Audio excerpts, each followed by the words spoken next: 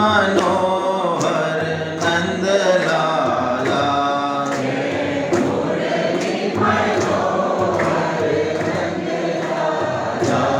जय मुरली मनोहर नंद लाला।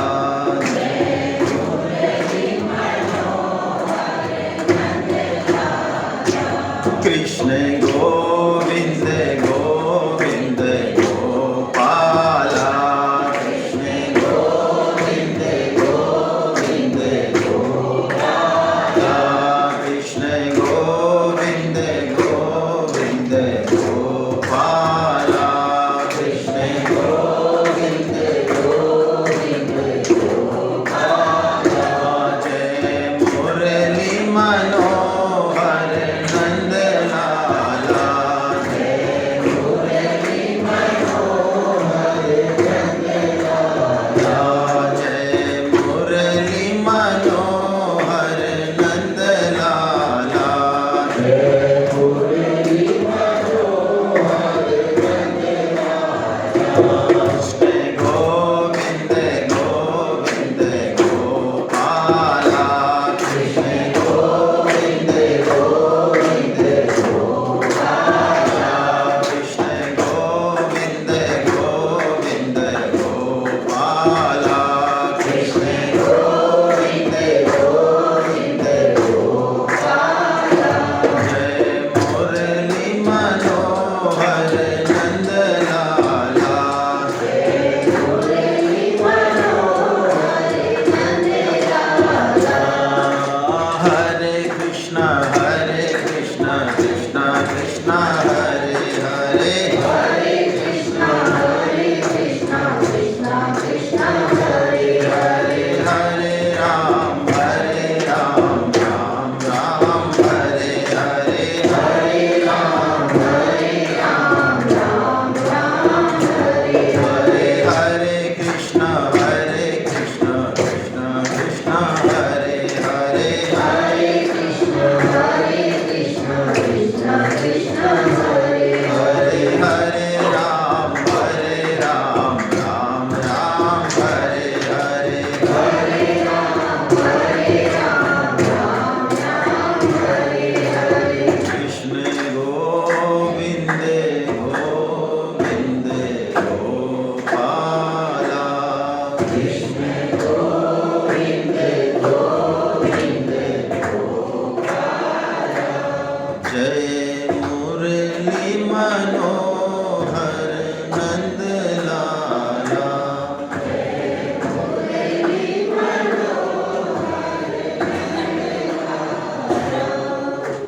हरे कृष्णा। वसुदेव सुतं देवं कंस चाणूरमर्दनं देवकी परमानन्दं कृष्णं वन्दे जगद्गुरुं।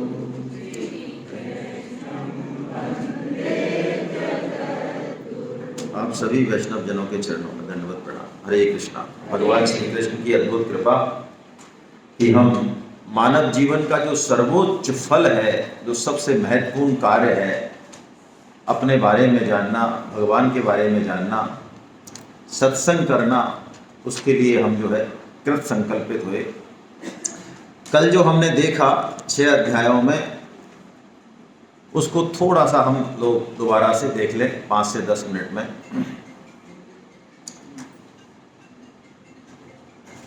कभी भी किसी भी वजह से दुर्घटना हो जाए, कोई संत कृपा हो जाए, जिंदगी में किसी भी वजह से यदि हमें ये पता लग जाए कि मनुष्य जीवन वास्तव में बहुत दुर्लभ है, तो बाकी सारा काम लक्ष्य प्राप्ति तक अपने आप हो जाता है, अपने आप हो जाता है।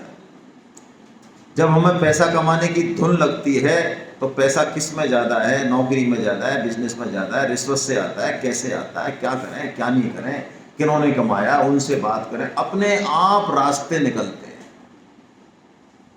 ऐसे ही जिस दिन हमें पता चल जाए कि मनुष्य जीवन का एकमात्र लक्ष्य है भगवत प्राप्ति, संपूर्ण सुख, संपूर्ण आनंद उसी में है। उसके अलावा मनुष्य जीवन का कोई उपयोग नहीं है। जैसे कि तुलसीदास जी ने 2 चौपाई बोली,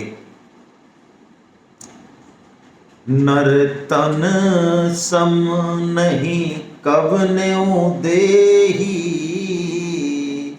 जीव चराचर जाचत जेही। सभी लोग देवता तक मनुष्य जन्म की याचना करते हैं। बड़े भाग मानुष तन पावा, सुर दुर्लभ सब ग्रंथ ने गावा। ये तुलसीदास जी ने कहा। वही तुलसीदास जी कह रहे हैं, क्षति जल पावक गगन समीरा, पंच रचित यह अधम शरीरा।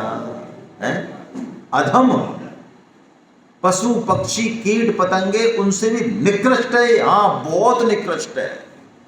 पशु पक्षी कीट पतंगे की योनि में कोई दिक्कत नहीं है। वो मरने के बाद ऊपर जाएंगे, ऊपर जाएंगे, ऊपर जाते जाते अंत में मनुष्य बनेंगे। लेकिन मनुष्य जीवन का कोई ठिकाना नहीं है। यदि इसको हमने समझा नहीं कि क्या इसका सदुपयोग है, और आहार, निद्रा, भय और मैथुन, इन 4 कामों को ही हमने सर्वोच्च मान के पूरी जिंदगी इसमें लगा दी, जो कि प्राय हम लगा ही रहे हैं।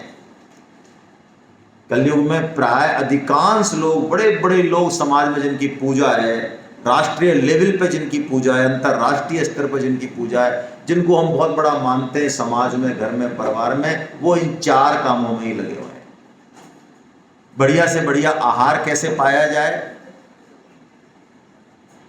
सोने का क्या इंतजाम है, एसी वेसी, घर कितना बढ़िया आलीशान महल है कि नहीं, आहार, निद्रा, भय, मैं, मेरे बच्चे, मेरा परिवार, मेरी पूरी 7 पीढ़ी तक का इंतजाम मेरे पास है कि नहीं। यदि मैंने कर लिया तो मैं इंटेलिजेंट।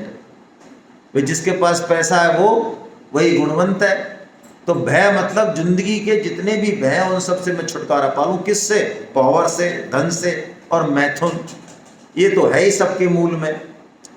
हम खा रहे हैं, कमा रहे हैं, जो भी कुछ कर रहे हैं, सबके मूल में यही काम सुख है। अल्टीमेटली स्त्री और पुरुष के बीच में जो ये बंधन बनाया है, यही मूल बंधन है। कोई माने चाहे ना माने, लेकिन काम सुख सर्वोच्च सुख माना गया है भौतिक जगत का। हालांकि है नहीं, वो है नहीं, लेकिन सर्वोच्च सुख है। उसी के पीछे सारी दौड़ है, उसी के पीछे लात खा रहे हैं हम सब, क्योंकि अल्टीमेटली चाहिए वो, मर खप के भी चाहिए वो। यदि वो नहीं चाहिए तो आदमी आजाद है, बिल्कुल आजाद है। तो 4 कामों में हमारी जिंदगी जा रही है, जब तक हम पशुओं से भी गए बीते हैं। ये अधम से अधम है ये शरीर। यदि मैं उदाहरण देता हूं, आपके घर में आपकी सासू जी और बड़ सासू जी के टाइम से कोई चैन है, पीतल की मोटी सी चैन है, जो कभी खिड़की पर पड़ी रहती है, कभी टेबल पर पड़ी रहती है ड्राइंग रूम में, कभी उसको बाई आती झाड़ू वाली उठा के उधर पटक देती है। और किसी दिन कोई सुनार आए घर में और वो उस पर घिस्सा लगाए, वो कहते 24 कैरेट गोल्ड है भाई। ऐसा सोना तो आजकल मिलता ही नहीं है। बोलो अब उस चैन को कहाँ रखा जाएगा, उसके साथ कैसे बिहेव किया जाएगा? भाई के हाथ में दे दिया जाएगा, डोरी में पटक दिया जाएगा खिड़की पे? नहीं, अब हम सब सतर्क हो गए। तो जिस दिन ये सत्संग से, घटना से, दुर्घटना से, कैसे भी, जिस दिन 50 साल में, 60 साल में, 70 साल में, जब ये समझ में आ जाए कि मनुष्य जीवन भोगों के लिए नहीं है, पैसा कमाने के लिए नहीं है, बच्चे पैदा करने के लिए नहीं है, नाम कमाने के लिए भी नहीं है, समाज सेवा के लिए भी नहीं है, नहीं है, नहीं है। ये सब काम भगवान कर रहे हैं अपने आप। हम 10-5 हज़ार लोगों को, 2-4 हज़ार लोगों को खाना पीना करके, पढ़ाई वढ़ाई करा के, छोटा मोटा दान देके और अपने आप को मठाधीश समझते, महान पतन का रास्ता है। मैं बहुत स्पष्ट कह रहा हूं, आपको चुभ रही होगी बात, समाज सेवा करने वाले सुन ले, महान पतन का रास्ता है यदि हमने उसको नहीं समझा तो। क्योंकि हम जिनको जिमा रहे हैं उससे करोड़ों गुना लोगों का काम अपने आप कर रहा है वो परमात्मा, चुपचाप बिना जताए। यदि वो हमको जता देता तो क्या हमारी खोपड़ी खराब रहती आज? यदि वो सुबह सुबह लठ लेके हमको कह देता, बेटा बोल, सांस दूं तेरे को आज की, तेरे प्राण चलाऊं आज के, बोल करे नमस्कार मेरे को, नहीं करेंगे दऊं। यदि ऐसा होता वो परमात्मा हमारे प्रति जैसे कि हम हैं, तो बोलो हमारी हिम्मत होती भगवान को नहीं मानने की? हेलो, वो एक एक नस नाड़ी को बोले वो दवाऊं के नहीं दवाऊं, बोला आज शाम तक का इंतजाम करूं कि नहीं करूं, दवा दूं अभी। तो हिम्मत होती हमारी कि हम नहीं मानते तेरे को, हम गीता नहीं पढ़ते, हमको संस्कृत में हिम्मत होती। लेकिन वो दे रहा है, अपरंपार दे रहा है, और ऐसे दे रहा है, बिल्कुल छुप के दे रहा है, छुप के दे रहा है। गाली दे तो दे रहा है, पूजा करें तो दे रहा है, सब कुछ दे रहा है। और इतना दे रहा है कि हमें लगता है कि नहीं हमारा ही है, हमारा ही है, किसी का नहीं है। नहीं, किसी का नहीं है, हमको किसी ने नहीं दिया, हमारा। तो बस जिस दिन ये समझ में आ गया कि मनुष्य जीवन का कोई उद्देश्य है भाई, जिस चीज में हमने लगा रखा है इसको, जिन कामों में, वो उसका उद्देश्य कतई नहीं है। वो काम करने भागने की नहीं कह रही है गीता, ध्यान रखना है। परिवार का पालन करना है, परोपकार करना है, समाज सेवा करनी है, भागने की नहीं कह रही है। उल्टा अर्थ मत लगा लेना। लेकिन ये उद्देश्य बिल्कुल नहीं है, उद्देश्य कुछ और है।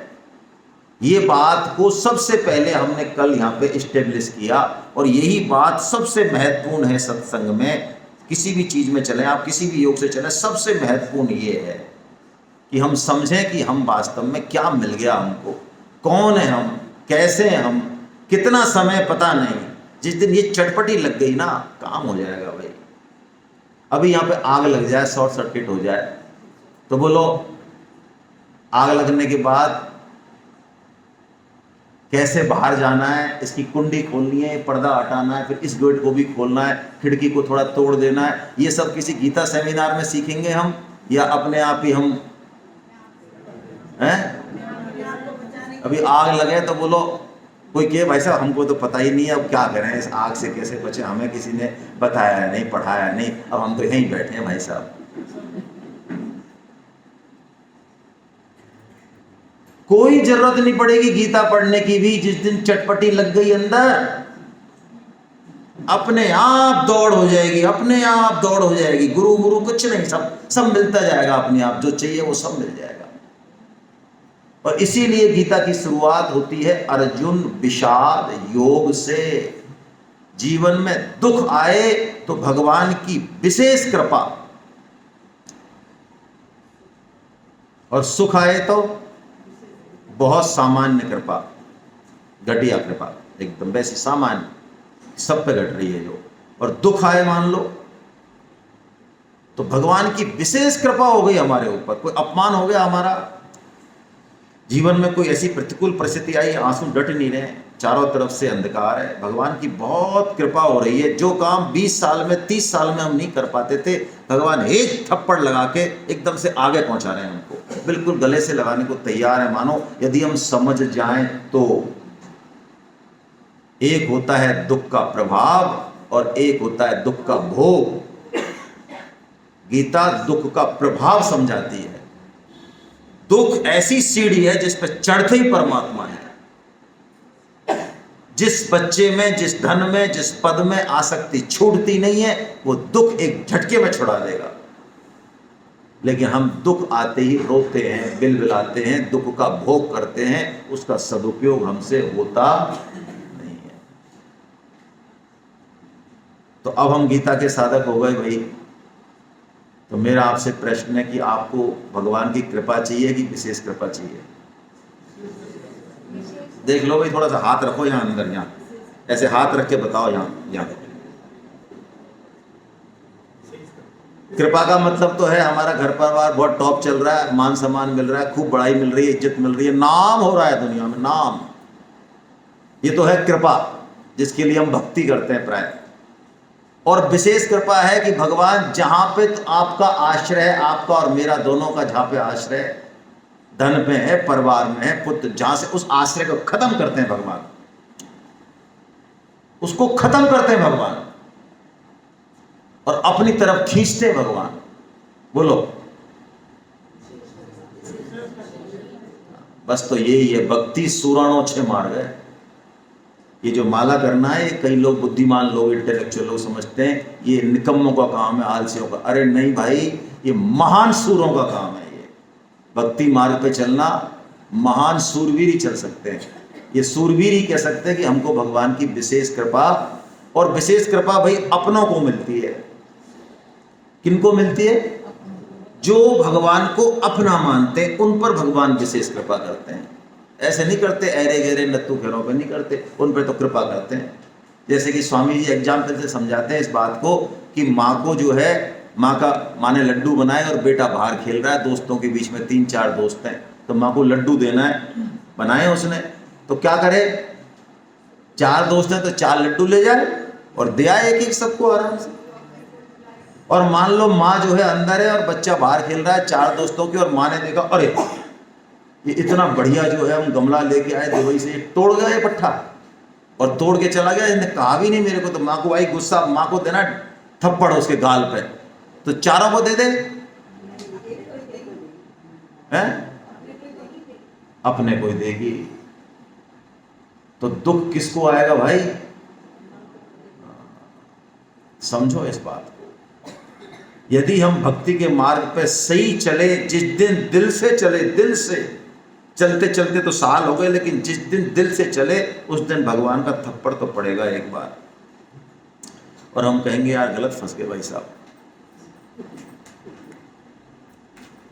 स्वामी विवेकानंद जी ने एक बात कही है कि यदि आप भक्ति के सच्चे मार्ग पर चल रहे हो और काफी समय तक यदि जीवन में कोई दुख, विषाद, प्रतिकूल परिस्थिति नहीं आ रही है, तो जरा चेक करो कि क्या मार्ग सही है।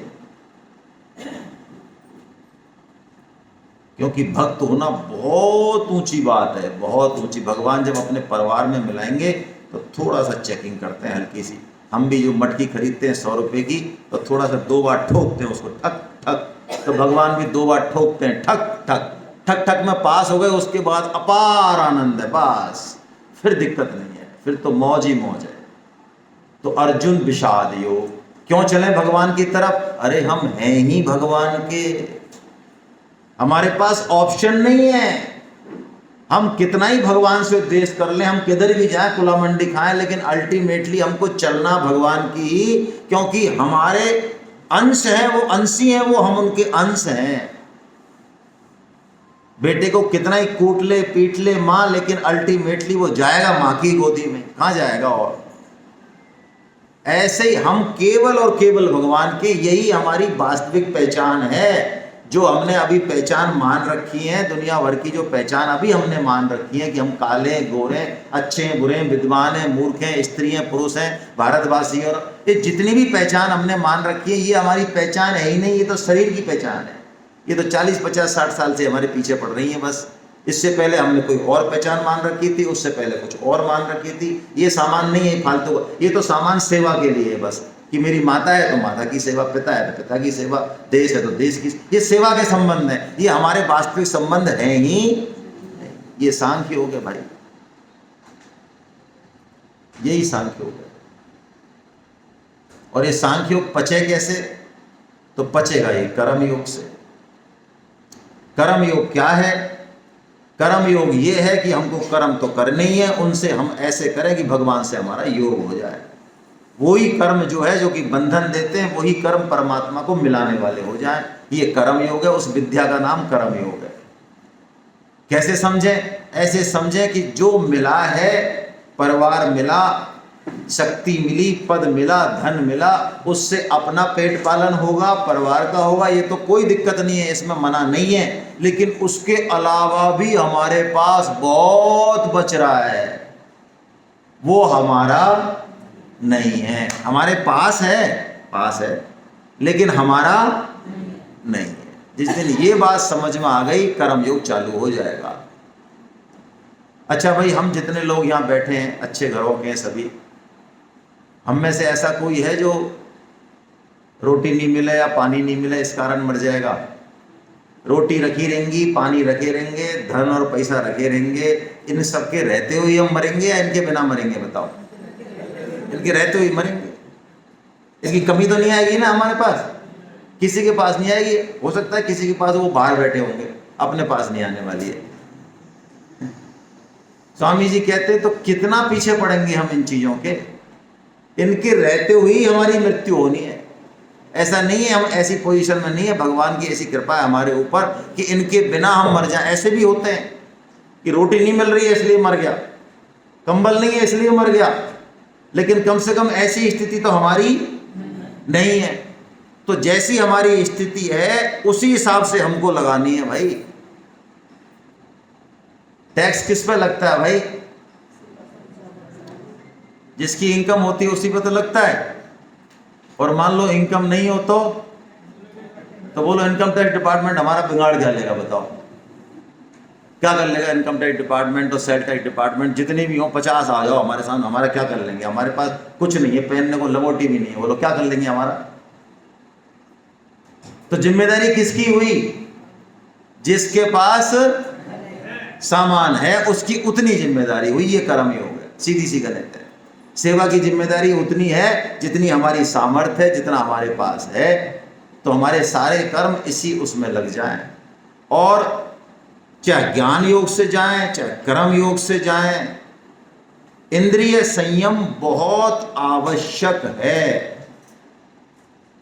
यदि हमारी इंद्रियां वश में नहीं हैं, हम गीता पढ़ रहे हैं लेकिन हमको ये नहीं हो सके कि हमारी आंख कहाँ जा रही है, क्या देखना चाह रही है, नाक क्या चाह रही है, जीभ क्या चाह रही है, हमारी इंद्रियां कहाँ क्या भोग रही हैं बाहर।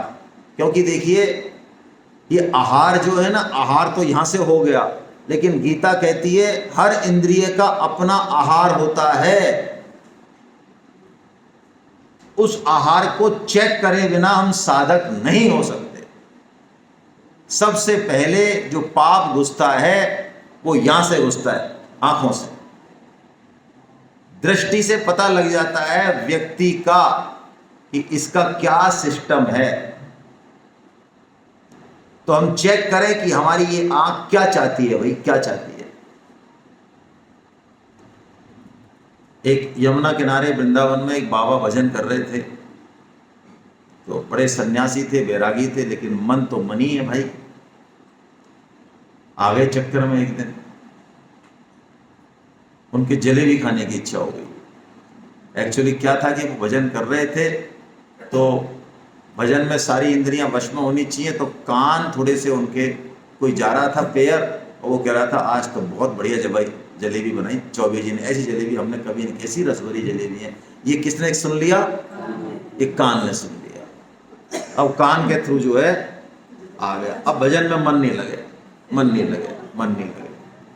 आखिर में उनके पास छोटे मोटे कुछ पैसे रहे, में कोई दे दा गया होगा, तो पहुंच गए चौबे जी की और जलेबी ले आए, और लाके जलेबी को देखे दोनों को, और उनको बड़ी ग्लानि हुई कि देखो लोग मुझे बैरागी कहते हैं, साधु कहते हैं, मेरी हालत देखो, मेरी हालत देखो।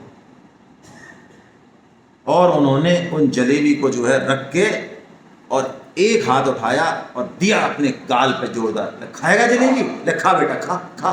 फिर इससे ली हाथ से, और फिर इधर से दिया, खाएगा जलेबी? खा बेटा, खा बेटा, खा। इधर से दे झापड़, दे झापड़, दे झापड़, दे झापड़, लाल कर दिए गाल और उन जलेबी को जो है फेंक दिया यमुना।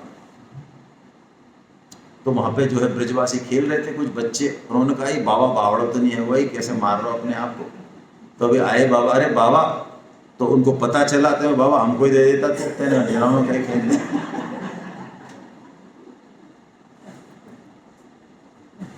तो कोई भी योग करें हम, इंद्रिय संयम बहुत आवश्यक है, और इंद्रियों का राजा होता है मन।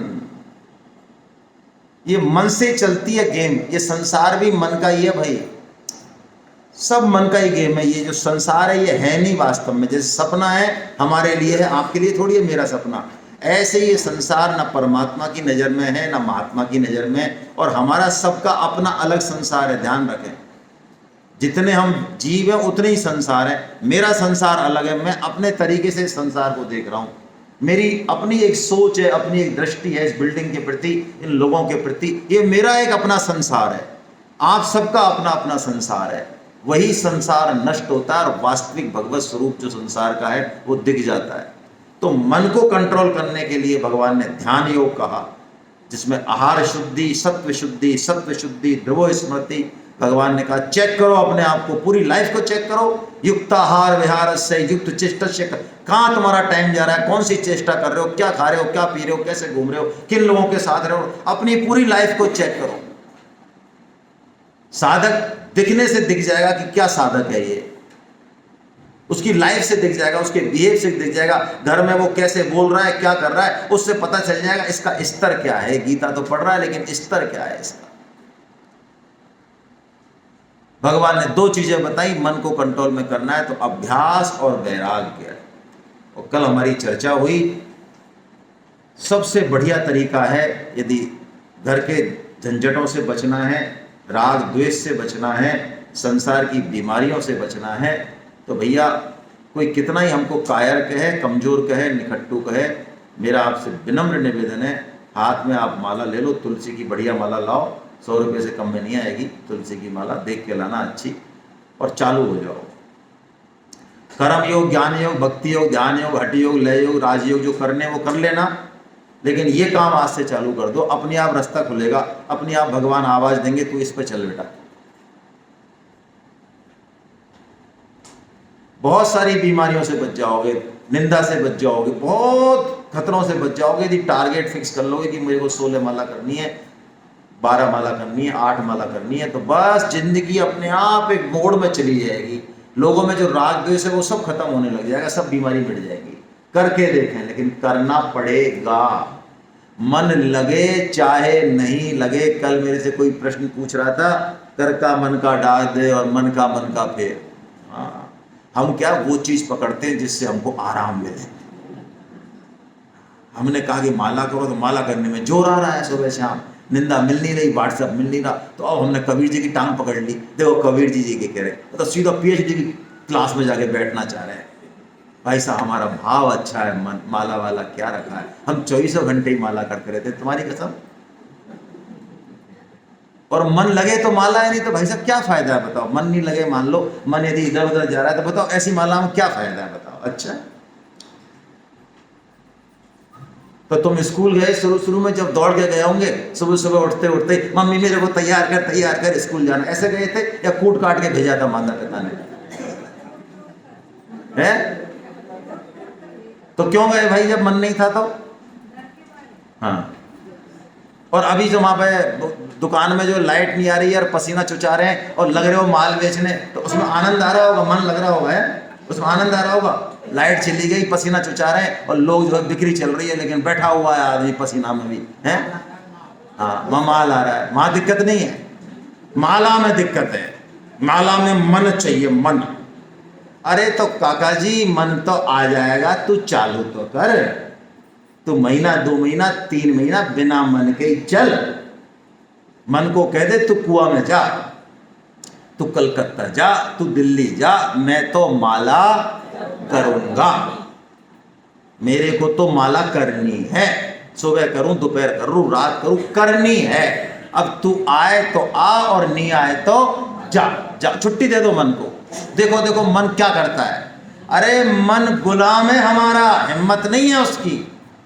जिस दिन ऐसा कह दिया ना, वो घूम फिर के हमारे पीछे पीछे, ये मन को हमने राजा बना रखा है, इसलिए नाच नचा रहा है हमको। तो ये ध्यान योग है, भगवान ने ध्यान योग बताया, ये अभ्यास और वैराग्य, इससे मन जो है कंट्रोल में आ जाता है। अब मन को क्यों बताया भगवान ने कि कर्म योग, ज्ञान योग, इन सब में भी मन की बहुत भूमिका है, क्योंकि इंद्रियों का राजा है। और भक्ति भी मन से ही होती है, भक्ति भी मन से होती है। और देखिए, भक्ति भगवान का हृदय है। इस गीता को हम इस शरीर माने ना पूरा,